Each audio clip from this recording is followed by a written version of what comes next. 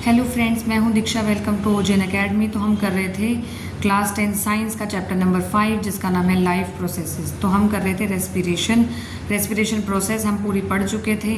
अब हम स्टार्ट करेंगे ह्यूमन रेस्पिरेटरी सिस्टम।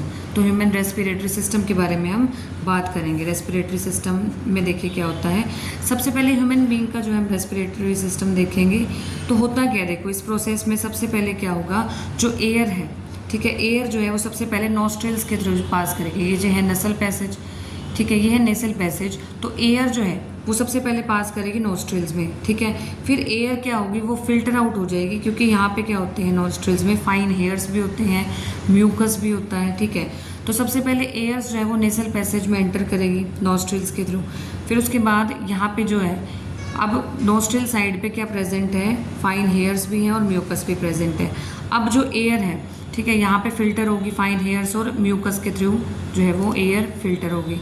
अब होगा क्या, ये जो एयर है अब ये पास होगी थ्रोट में, थ्रोट साइड पे जाएगी और फिर उसके बाद जो है वो लंग्स में जाएगी, ठीक है।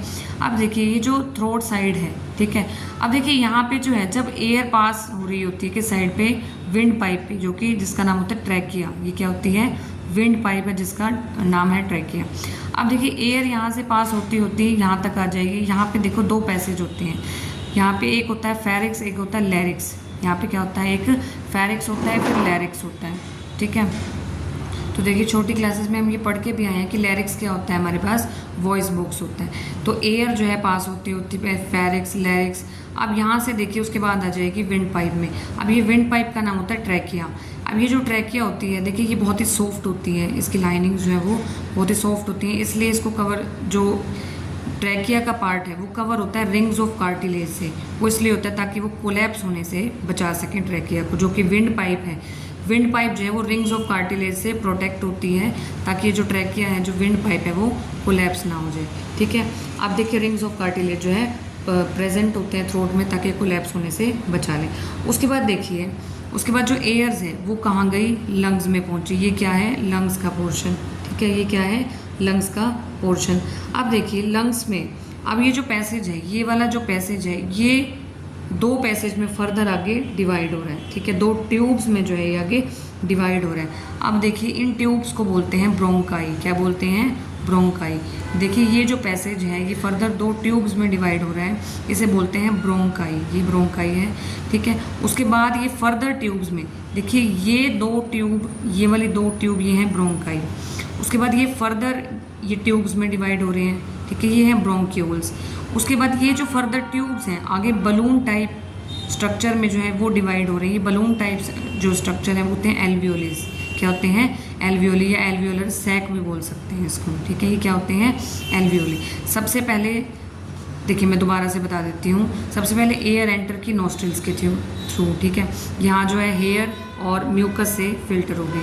अब जो हेयर है फेरिक्स के थ्रू पास होगी, फिर लैरिक्स के थ्रू पास होगी, फिर आई विंड पाइप में ट्रैकिया में। अब विंड पाइप कोलैप्स ना कर जाए इसलिए रिंग्स ऑफ कार्टिलेज प्रेजेंट है। अब ये जो ट्रैकिया विंड पाइप है, ये जो पैसेज है, ठीक है, ये फर्दर ट्यूब्स में डिवाइड हो रहा है। दो ट्यूब भी आपको दिख रही होगी लंग्स में, ये है ब्रोंकाई। फिर ये फर्दर छोटी छोटी ट्यूब्स हैं, ये छोटी ट्यूब्स इन्हें बोलते हैं ब्रोंक्यूल्स में डिवाइड हो जाते हैं। फिर ये जो ब्रोंक्यूल्स हैं, ठीक है, ये किस में आगे डिवाइड हो जाते हैं, एल्वियोलिस में। जो बलून लाइक स्ट्रक्चर है ना, इसे बोलते हैं एल्वियोलिस, ठीक है। अब ये जो एल्वियोली होते हैं ना, एल्वियोलिस किससे सराउंड होता है, सारी ब्लड वेसल्स। मतलब जो एल्वियोली है ना, एल्वियोलिस के आसपास क्या होंगी, सारी ब्लड वेसल्स, जहाँ पे ये क्या करेगा, तो एयर पास होती होती कहाँ आई, ब्रोंकाई में आई, फिर ब्रोंक्यूल्स में आई, फिर एल्वियोली सैक तक आई, फिर एल्वियोली तक पहुंच गई। अब एल्वियोली किससे अटैच है, किसके आसपास है, ब्लड वेसल्स के आसपास है। तो एल्वियोली क्या करेगी, यहाँ पे जितना भी ऑक्सीजन है और कार्बन डाइऑक्साइड है उसका एक्सचेंज करेगी, ठीक है। अब जो ऑक्सीजन है वो सारी एल्वियोली ने कहाँ तक पहुँचा दी, ब्लड तक पहुँचा दी, ठीक है।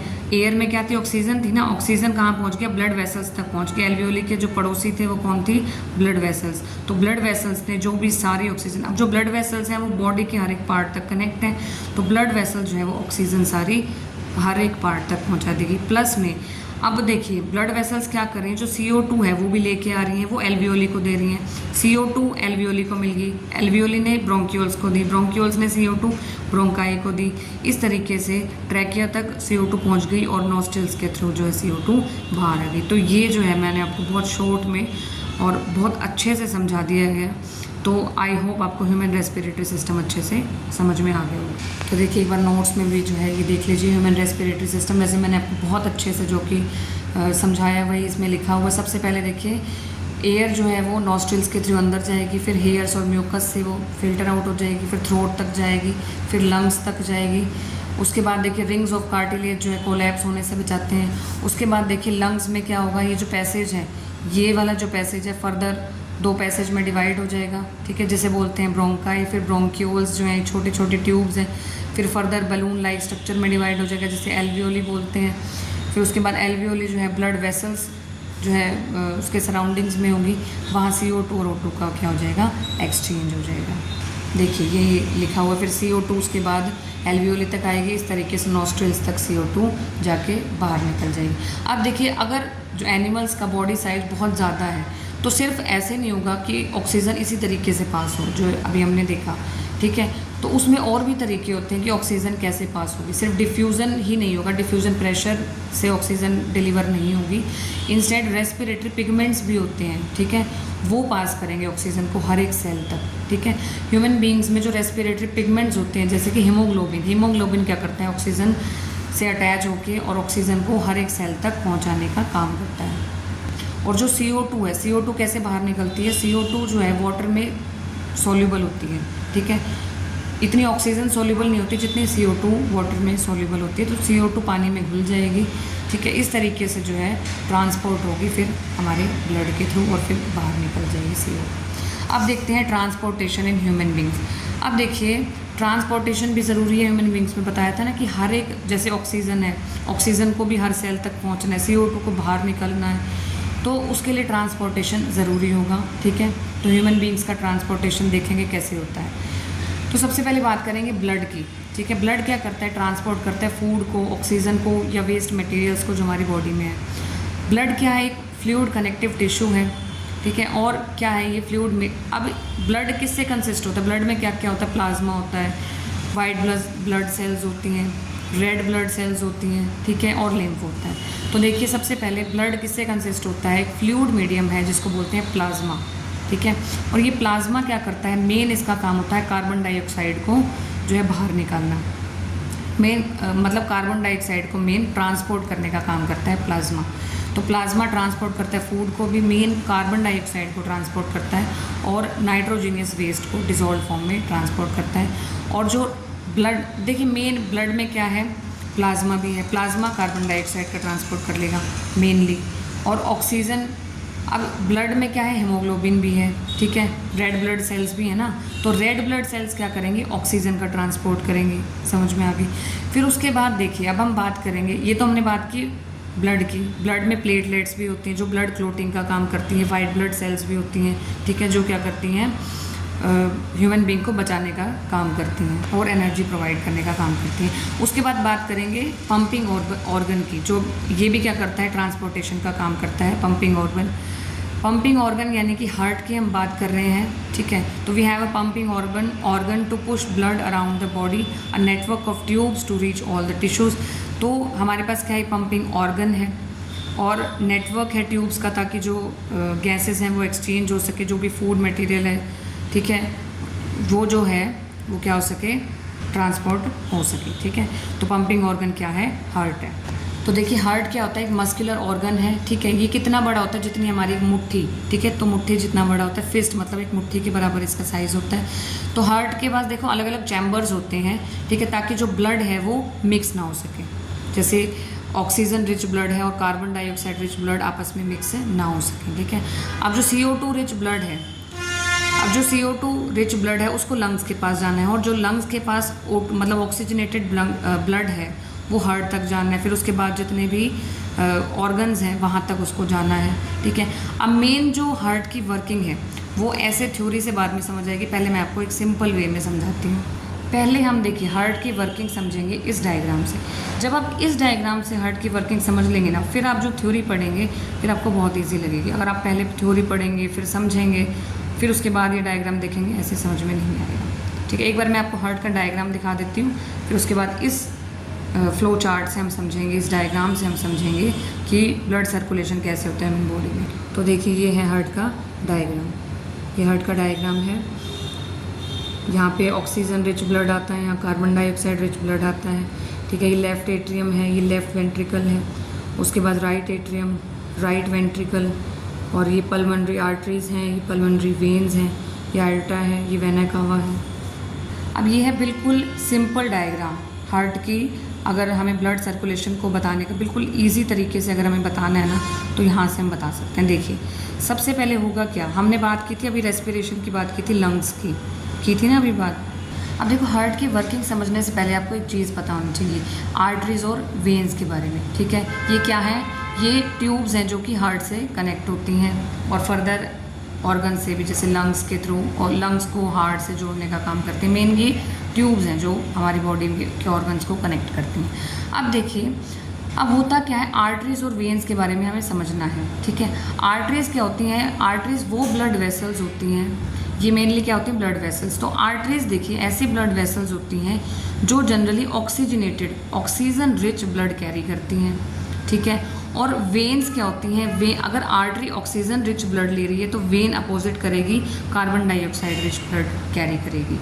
बट एक एक्सेप्शन होता है, एक पल्मोनरी आर्टरीज होती हैं। पल्मोनरी आर्टरीज क्या करती हैं, ये डीऑक्सीजनेटेड ब्लड कैरी करती हैं, तो ये भी आर्टरीज, लेकिन पल्मोनरी आर्टरीज ये एक्सेप्शन होता है, ये कैरी करती हैं डीऑक्सीजनेटेड ब्लड, यानी कि carbon dioxide rich blood carry करती हैं पल्मोनरी आर्टरीज। और इसी तरीके से वेन्स क्या करती हैं, वेन्स के पास जनरली होता है CO2 rich blood, but pulmonary vein लेंगे तो उनके पास होगा ऑक्सीजनेटेड ब्लड। आई होप इतना समझ में आ गया होगा। अब देखिए हमने रेस्पिरेशन में लंग्स तक की बात की थी। अब देखिए अब होगा क्या, लंग्स से जो पल्मोनरी वेन है, पल्मोनरी वेन क्या करेगी, जो ब्लड वेसल्स हैं, पल्मोनरी वेन्स हैं, ये ऑक्सीजन रिच ब्लड को पल्मोनरी वेन कहाँ लेके आएंगी, हार्ट के देखो 4 चैम्बर्स होते हैं। पहला चैम्बर यहाँ देखेंगे इस तरफ होता है लेफ़्ट एट्रियम, और इसी के नीचे होता है लेफ़्ट वेंट्रिकल। फिर चलेंगे ये होता है राइट वेंट्रिकल, और इसके ऊपर होता है राइट एट्रियम, ठीक है। तो लंग्स से आया ऑक्सीजन रिच ब्लड, कौन लेके आया, पल्मोनरी वेन। बताया था ना पल्मोनरी, जो पल्मोनरी वेन है वो क्या लेंगी, ऑक्सीजन रिच ब्लड, और पल्मोनरी आर्टरी क्या लेंगी, डीऑक्सीजनेटेड ब्लड, ठीक है। तो पल्मोनरी वेन क्या लेके आई, ऑक्सीजन रिच ब्लड लेके आई लेफ़्ट एट्रियम के पास, ठीक है। अब यहाँ पे लगे होते हैं वाल्व, ये होते हैं वाल्व, ये V1 है, V2। वाल्व क्या करते हैं, बैक फ्लो नहीं होने देते। अगर यहाँ से ब्लड की डायरेक्शन ये है ना तो यही रहेगी, यहाँ से ऐसे ऊपर की तरफ नहीं जाएगा, ठीक है। तो वाल्व का काम है, अब यहाँ से जब ऑक्सीजनेटेड ब्लड आया लेफ़्ट एट्रियम के पास, तो यहाँ से ये क्या कर जाएगा, कोलैप्स कर जाएगा, और जो ऑक्सीजन रिच ब्लड है वो किसके पास आ जाएगा, लेफ़्ट वेंट्रिकल के पास आ जाएगा, ठीक है। अब लेफ़्ट वेंट्रिकल से जो आर्टा आर्टरी है, मेन आर्टरी जो होती है आर्टा आर्टरी, ये क्या करेगी, ऑक्सीजन रिच ब्लड को सभी ऑर्गन्स तक पहुंचाने का काम करेगी। तो सभी ऑर्गन्स के पास ये ऑक्सीजन रिच ब्लड पहुंच गया। अब होगा क्या, खाली हाथ तो ऑर्गन्स जाने नहीं देंगे, ठीक है। अब जो बॉडी ऑर्गन्स हैं, जो यहाँ से देखिए जो वेन्स निकलेंगे उनको खाली हाथ तो नहीं जाने देंगे, वो क्या करेंगे, जो उनके पास CO2 प्रेजेंट थी ना वो उनको पकड़ा देंगे, ठीक है। जैसे हमारे पास देखिए कोई किसी को कोई खाना दे के जाता है, टिफ़िन दे के जाता है, तो हम क्या करते हैं उसे खाली हाथ नहीं भेजते, हम क्या करते हैं बदले में कुछ और डाल देते हैं। तो बॉडी ऑर्गन्स के पास ऑक्सीजन आ गई, ऑक्सीजन रिच ब्लड आ गया। इन्होंने क्या की, जो इनके पास CO2 रखी हुई थी, इन्होंने अपने CO2 जो है, बॉडी ऑर्गन्स ने अपने CO2 मेन वेन, यानी कि देखो वेना कावा एक वेन है, क्या है, वेना कावा एक वेन है, तो मेन वेन वेना कावा के थ्रू इन्होंने CO2 रिच ब्लड, यानी कि डीऑक्सीजनेटेड बोल दो चाहे CO2 रिच ब्लड बोल दो, एक ही बात है, ठीक है। डीऑक्सीजन मतलब ऑक्सीजन नहीं है, CO2 है। तो डीऑक्सीजनेटेड ब्लड जो है बॉडी ऑर्गन से वेना कावा वेन के थ्रू कहाँ पहुँच गया, राइट एट्रियम के पास पहुँच गया, ठीक है। बॉडी ऑर्गन्स ने क्या किया, CO2 rich blood vena cava when के थ्रू राइट एट्रियम में पहुंचा दिया। अब यहाँ पे वाल्व लगे हैं, राइट एट्रियम क्या करेगा, उस ब्लड को कहाँ पहुंचा देगा, राइट वेंट्रिकल में पहुंच गया। अब जो CO2 रिच ब्लड था देखो कहाँ से चला, राइट एट्रियम तक पहुंच गया, राइट वेंट्रिकल तक पहुंच गया। अब CO2 यानी कि डीऑक्सीजनेटेड ब्लड है, वो पल्मोनरी आर्टरी क्या रखती है, डीऑक्सीजनेटेड ब्लड को कैरी करती है राइट वेंट्रिकल से, फिर लंग्स तक उसने पहुंचा दिया। अब यहाँ पे CO2 रिच ब्लड आ गया, तो लंग्स क्या करेगा, इसको CO2 रिच ब्लड को, जो CO2 है, जो कार्बन डाइऑक्साइड है, तो जो ब्लड में अब जो कार्बन डाइऑक्साइड है उसको बाहर निकाल देगा, लंग्स के थ्रू अब वो बाहर निकल जाएगी CO2। इस तरीके से जो है ब्लड सर्कुलेट करता है ह्यूमन बॉडी में। आई होप समझ में आ गया होगा। अब देखिए ये थ्योरी अब आपको समझ में आ जाएगी। सबसे पहले देखो CO2 रिच ब्लड को लंग्स तक पहुंचना होता है फोर्स, ताकि जो CO2 है वो रिमूव हो सके।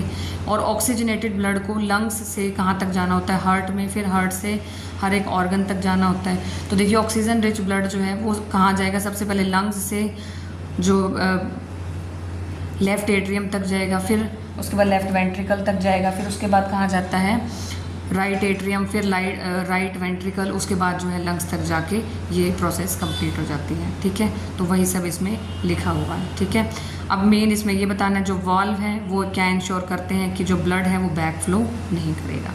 उसके बाद देखिए जो चैम्बर्स हैं, चैम्बर्स जो सेपरेट होते हैं, सेपरेट होने का मतलब ये है कि जो ऑक्सीजन रिच ब्लड है और जो CO2 रिच ब्लड है वो मिक्स ना हो जाए आपस में। ठीक है, तो separation of chambers allows a highly efficient supply of oxygen to the body. तो ये यूज़फुल होता है एनिमल्स में, ताकि जो बर्ड्स हैं और मैमल्स हैं उनकी टेम्परेचर जो है मेंटेन रहे। अब देखिए in animals that do not use energy for this purpose, उनका जो बॉडी टेम्परेचर है वो मेंटेन रहता है इस ब्लड सर्कुलेशन से। अब देखिए जो एनिमल्स होते हैं जैसे एम्फीबियंस हैं और रेप्टाइल्स हैं, उनके पास 3 चैम्बर्ड हार्ट है। अभी तक हमने 4 चैम्बर्ड हार्ट पढ़ा एनिमल्स में होता है, लेकिन कुछ एनिमल्स ऐसे होते हैं जैसे एम्फीबियंस हैं और रेप्टाइल्स हैं, इनके पास 3 चैम्बर्ड हार्ट होता है। ठीक है, और इनमें जो है कुछ एक मिक्सिंग हो जाती है ऑक्सीजन रिच ब्लड की और CO2 रिच ब्लड की। ठीक है, अब बट जो फिशेज़ होती हैं, फिशेज़ इनके पास सिर्फ 2 चैम्बर्ड हार्ट होता है। इनके पास क्या होता है, 2 चैम्बर्ड हार्ट होता है, और जो ब्लड पंप होता है ना वो गिल्स के पास जाता है, फिर उसके बाद ऑक्सीजन जो है वो पूरी बॉडी तक पहुंच जाती है। इस तरीके से जो है कम्प्लीटली पास हो जाती है। तो मेन जो फिशेज़ के पास है वो 2 चैम्बर्ड हार्ट होता है। उसके बाद सबसे पहले जो ब्लड है वो पंप होगा गिल्स तक, गिल्स के बाद जो है पूरी बॉडी में वो पहुंच जाएगा। उसके बाद कुछ एक वर्टिब्रेट्स होते हैं, कुछ वर्टिब्रेट्स में जो ब्लड है वो 2 बार जो है हर एक साइकिल में ट्वाइस जो है वो पास होगा। इसे बोलते हैं डबल सर्कुलेशन, 2 बार पास होगा। जैसे हमने अभी किया ह्यूमन हार्ट में भी क्या हो रहा था, 2 बार पास हो रहा था ना। देखिए हार्ट की तरफ सबसे पहले ब्लड यहाँ से यहाँ आया, ठीक है, फिर उसके बाद इधर गया, फिर उसके बाद इधर से भी तो एंटर कर रहा है ना, तो 2 टाइम्स पास हो रहा है, तो डबल सर्कुलेशन हो रहा है ह्यूमन बॉडी में भी। इसी तरीके से वर्टिब्रेट्स में भी क्या हो रहा है, डबल सर्कुलेशन हो रहा है। ठीक है, और कुछ एक जो एनिमल्स होते हैं, ठीक है, उनमें क्या होता है 1 टाइम सर्कुलेशन होता है। ठीक है, अब देखिए ब्लड वेसल्स के बारे में बताया हुआ है, ये सारा मैं आपको बता चुकी हूँ। आर्टरीज और वेन्स के बारे में बताया हुआ है।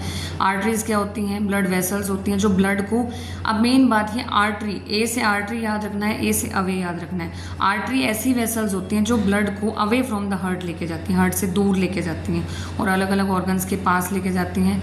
ठीक है, as the blood emerges from the heart under high pressure, arteries की जो वॉल्स होती हैं वो थिक वॉल्स होती हैं। और वेन्स क्या करती हैं, वेन्स टूवर्ड्स द हार्ट जाती हैं। वेन्स जो है ब्लड को टूवर्ड्स द हार्ट की तरफ लेके जाती हैं ब्लड को, और they do not need thick walls की ज़रूरत नहीं होती इन्हें। ठीक है, तो इनकी जो वॉल्स होती हैं वो थिन वॉल्स होती हैं।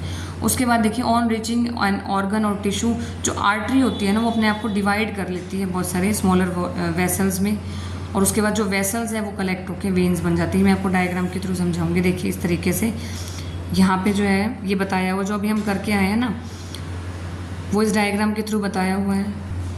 देखिए इसमें भी यही बताया हुआ है। ये हमारे पास क्या है, लेफ़्ट एट्रियम, उसके बाद हमारे पास लेफ़्ट वेंट्रिकल, फिर राइट एट्रियम, राइट वेंट्रिकल, और मेन आर्टरी क्या है, एल्टा है। ठीक है, उसके बाद ये मेन आर्टरी गई। अब देखिए बस इसमें ये बता रहे हैं कि जो आर्टरी होती है ना वो अपने आप को डिवाइड कर लेती है अलग अलग कैपिलरीज में, ताकि जो हर एक ऑर्गन के पास जो ऑक्सीजन रिच ब्लड है वो पहुंच सके। उसके बाद जब ये हो गया फिर CO2 आ गई। अब उसके बाद ये जो कैपिलरीज हैं अपने आप को कंबाइन करके वेन बना लेती हैं। ठीक है, और ये वेन कहाँ जाती है फिर उसके बाद राइट एट्रियम में, फिर राइट वेंट्रिकल में। इस तरीके से ये बताया हुआ। बाकी प्रोसेस मैं आपको सारी बता चुकी हूँ। देखिए डायग्राम आप NCERT में भी देख सकते हैं, कैपिलरीज में डिवाइड कर रही हैं। यहाँ से देखिए ऑक्सीजन रिच ब्लड आता है, इधर से डीऑक्सीजनेटेड ब्लड जो है ये गया। उसके बाद ये लंग की कैपिलरीज हैं, उसके बाद ये जुड़ के जो है वेन्स बन जाते हैं। ठीक है, उसके बाद ये छोटा सा टॉपिक है। देखिए हम बात कर रहे थे ब्लड की, कि ब्लड में कौन कौन से कंपोनेंट्स प्रेजेंट होते हैं। हमने बात की थी प्लाज्मा की, प्लाज्मा की बात की थी जो CO2 का ट्रांसपोर्टेशन करता है। ठीक है, और उसके बाद की थी हमने बात हीमोग्लोबिन की, आरबीसी की, रेड ब्लड सेल्स की बात करी थी, जिसमें हीमोग्लोबिन होता है और वो क्या करता है, ऑक्सीजन को कैरी करता है, ट्रांसपोर्ट करता है। और अब देखिए ब्लड में ब्लड में प्लेटलेट्स भी होती हैं।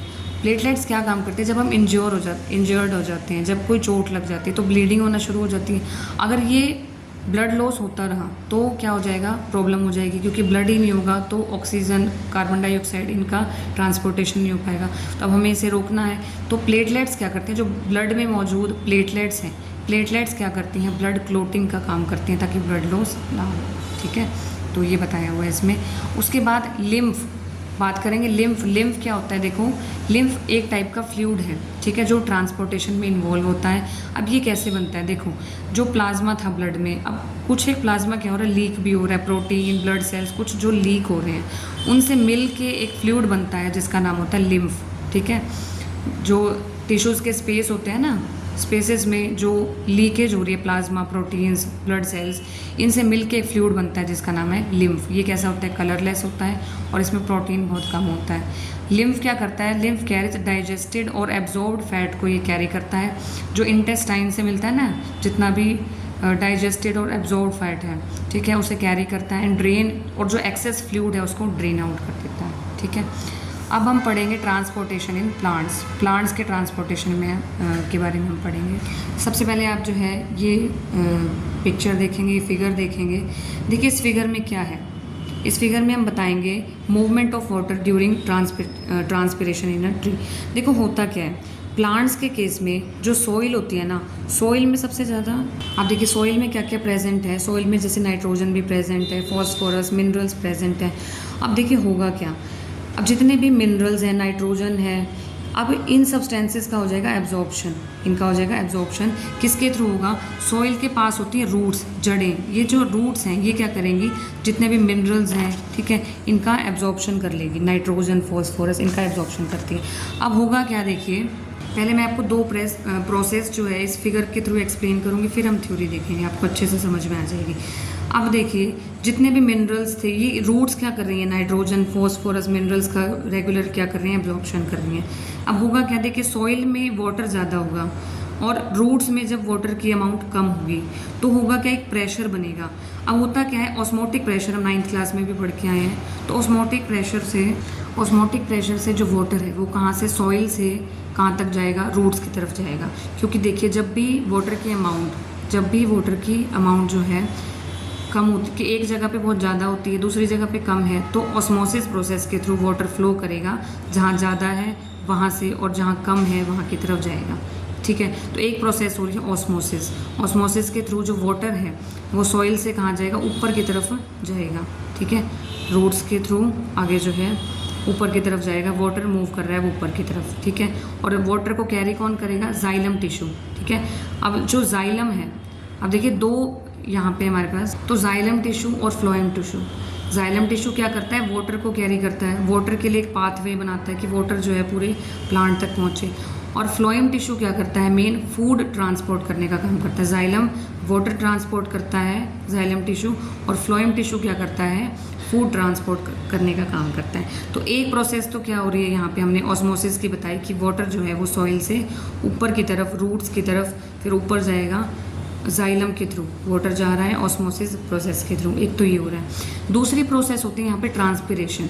अब देखिए जितना भी वाटर प्रेजेंट है एरियल पार्ट्स में, जो मतलब एयर से कनेक्टेड पार्ट्स होते हैं, एरियल पार्ट्स में जितना भी वाटर प्रेजेंट है वो इवेपोरेशन से, दिन में इवेपोरेशन बहुत ज़्यादा होता है, तो देखिए इवेपोरेशन से जो वाटर है वो क्या हो रहा है, वो उड़ रहा है, इवेपोरेशन से वाटर लॉस हो रहा है।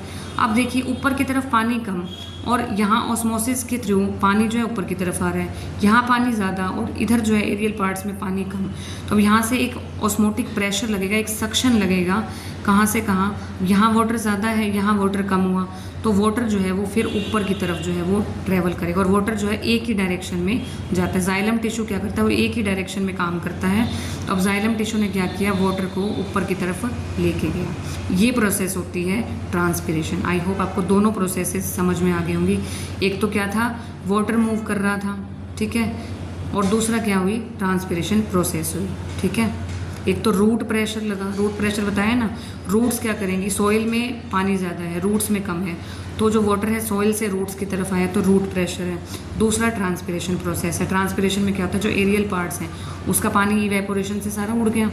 अब इन्होंने क्या किया, एक सक्शन, एक यहाँ पे फोर्स प्रेशर अप्लाई करेंगे, ठीक है, वो क्या होगा, पानी जो है वो ऊपर, यहाँ से जो है पानी ऊपर की तरफ जाएगा। इस प्रोसेस को बोलते हैं ट्रांसपिरेशन, ठीक है।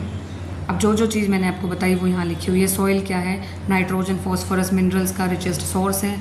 अब ये जो कंपोनेंट्स हैं ये रूट्स क्या करेगा, एब्जॉर्ब करेगा। और अब देखिए, if the distance between soil contacting organs और chlorophyll contacting organs containing organs, मतलब रूट्स में, देखिए सॉइल के बीच में या फिर कह सकते हैं रूट्स के बीच में और लीफ के बीच में अगर डिस्टेंस ज़्यादा है तो एक प्रॉपर ट्रांसपोर्टेशन सिस्टम चाहिए होगा, ठीक है। प्लांट्स अब मूव तो कर नहीं सकते, प्लांट बॉडीज़ भी मूव नहीं कर सकती क्योंकि, और इसमें जो डेड सेल्स होते हैं मेनली इसका प्रोपोर्शन ज़्यादा होता है, इसलिए इन्हें स्लो ट्रांसपोर्टेशन सिस्टम की ज़रूरत होती है और लो एनर्जी नीड्स होती है क्योंकि प्लांट्स मूव नहीं कर सकते, ठीक है।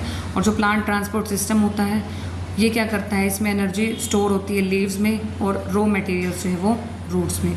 अब यहाँ पे 2 पाथवे होते हैं ताकि जो है ट्रांसपोर्टेशन सिस्टम जो है अपना वर्क कर सके। 2 पाथवे से करता है। पहला जो होता है वो जाइलम होता है। जाइलम क्या करता है, वाटर और मिनरल्स का ट्रांसपोर्टेशन करता है। फ्लोएम क्या करता है, फूड का और अमीनो एसिड का ट्रांसपोर्टेशन करता है। फिर है ट्रांसपोर्टेशन ऑफ वाटर। सबसे पहले हम वाटर का करेंगे, ये मैं पूरा आपको समझा चुकी हूँ। सबसे पहले क्या होता है, जाइलम टिश्यू में वेसल्स और ट्रैकिड्स, मेन आपको याद रखना है, जाइलम टिश्यू में वर्क करते हैं वेसल्स और ट्रैकिड्स, ठीक है। अब होगा क्या, जाइलम टिश्यू के जो वेसल्स और ट्रैकिड्स हैं ये क्या होते हैं, इंटरकनेक्ट होते हैं जितने भी वाटर कंडक्टिंग चैनल्स हैं, सभी पार्ट्स, जो प्लांट के जितने भी पार्ट्स हैं ना उनसे कनेक्ट होते हैं वेसल्स और ट्रैकिड्स। समझ में आ गया। अब रूट्स से जो सेल्स कनेक्ट हैं वो क्या करेंगे, आयंस का एब्जॉर्प्शन कर रहे हैं। इस तरीके से जो कंसंट्रेशन है वो अलग हो जाएगी। किसी जगह जो है वाटर ज़्यादा हो गया, किसी जगह कम हो गया, तो उसकी वजह से रूट प्रेशर लगेगा। फिर रूट प्रेशर लगेगा तो वाटर मूव करना स्टार्ट करेगा, ठीक है।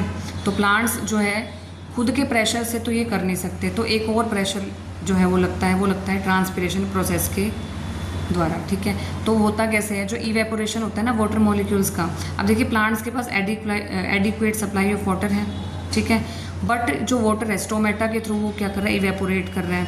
अब वाटर का इवेपोरेशन हो रहा है। अब इवेपोरेशन की वजह से मैंने बताया ना जो एरियल पार्ट्स हैं वहाँ पे पानी की कमी होगी। अब ये क्या करेगा, एक सक्शन क्रिएट करेगा जिसकी वजह से जो लॉस ऑफ वाटर है वाटर वेपर की फॉर्म में वो जो है होगा। इस प्रोसेस को बोलते हैं transpiration. Loss of water, water का लॉस होना वाटर वेपर की फॉर्म में from aerial parts of the plants is known as transpiration, ठीक है। तो ट्रांसपिरेशन हेल्प करती है किसमें, absorption and upward movement of water. अब ट्रांसपिरेशन अगर होगी तो उससे अपवर्ड मूवमेंट भी तो होगी, बताया था ना कि पानी की कमी हो जाएगी ऊपर की साइड पे, जो प्लांट है ऊपर की साइड पे पानी की कमी होगी तो वो सक्शन प्रोड्यूस करेगा जिसकी वजह से पानी जो है वो अपवर्ड मूव करेगा, ठीक है। और इसी से टेम्परेचर रेगुलेट करता है। अब डे टाइम पे तो स्टोमेटा ओपन रहेगा, ठीक है, तो जो ट्रांसपिरेशन प्रोसेस है वो बहुत ज़्यादा रहेगी, लेकिन नाइट टाइम पे ट्रांसपिरेशन प्रोसेस कम हो जाएगी, इवेपोरेशन कम हो जाएगी ना। नेक्स्ट है transport of food and other substances. अब करेंगे फूड का ट्रांसपोर्टेशन। अभी तक हमने वाटर का किया। अब देखिए जो फोटोसिंथेसिस के जो प्रोडक्ट्स हैं, सीधा सीधा कह दें कि जो फूड है जो ग्लूकोज की फॉर्म में आया था, फोटोसिंथेसिस के जो प्रोडक्ट्स हैं अब उनका ट्रांसपोर्टेशन करना है। लीव्स में फूड बनता है, अब दूसरे प्लांट्स तक जो है, दूसरे पार्ट्स तक, प्लांट के जितने भी अदर पार्ट्स हैं वहाँ तक इन्हें पहुँचाना है फूड को। अब होता क्या, देखिए ये जो फूड है, ठीक है, फूड जो है लीव्स में बना। अब लीव्स के बाद होगा क्या, देखिए ये पहले मैं आपको इस छोटे से डायग्राम के थ्रू समझा देती हूँ कि फूड का ट्रांसपोर्टेशन होता क्या है। देखिए ये लीव है, ठीक है, लीव किससे कनेक्ट होती है, फ्लोइम पार्ट से। फ्लोइम पार्ट जो है ये किससे कंसिस्ट होता है, कंपेनियन सेल से और फर्दर सीव ट्यूब से, ठीक है। तो फ्लोइम किससे कंसिस्ट होता है, ये फ्लोइम कंसिस्ट है, ये सीव ट्यूब्स होती हैं, ये सीव ट्यूब्स हैं और कंपेनियन सेल्स, ठीक है, इनसे बनता है फ्लोइम। और ये किससे कनेक्ट है, लीफ से, ये लीफ है। अब लीफ में फोटोसिंथेसिस प्रोसेस होगी, यहाँ पे फूड प्रिपेयर हो गया। अब होता क्या है, ये जो फूड है सबसे पहले कंपेनियन सेल्स के पास जाएगा, फिर उसके बाद जाएगा सीव ट्यूब्स के पास, ठीक है। क्या यहाँ आ गया, यहाँ आ गया फूड हमारे पास, suppose this is food particles. अब जाइलम, यहाँ पे देखिए ये जाइलम है, ठीक है। अब ये जाइलम क्या कर रहा है, यहाँ से वाटर का ट्रांसपोर्ट कर रहा है। वाटर क्या होता है, ऊपर की तरफ जाता है, ऊपर की डायरेक्शन में जाता है जाइलम टिश्यू के थ्रू। अब वाटर जो है यहाँ से, इधर से वाटर आ रहा है जाइलम टिश्यू के थ्रू, ये आपस में कनेक्ट हैं। यहाँ से फूड पार्टिकल आ गया कंपेनियन सेल्स के पास से, फिर सीव ट्यूब के पास, इधर वाटर आ गया, तो वाटर हो जाता है यहाँ मिक्स। ठीक है, अब देखिए यहाँ फूड था, यहाँ वाटर मिक्स हो गया। अब इधर देखिए, यहाँ वाटर की जो अमाउंट है, इधर आ गया वाटर। अब इधर वाटर की अमाउंट ज़्यादा होगी, नीचे वाटर की अमाउंट कम होगी। अब यहाँ पे क्या प्रोसेस होगी, ऑस्मोसिस प्रोसेस होगी।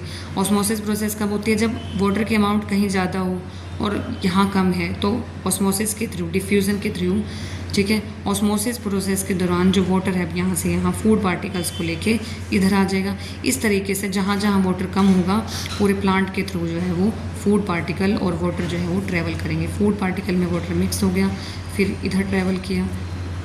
इस तरीके से जो फूड के पार्टिकल्स हैं वाटर के साथ मिक्स होके वो हर एक पार्ट्स ऑफ प्लांट की तरफ पहुँच गए।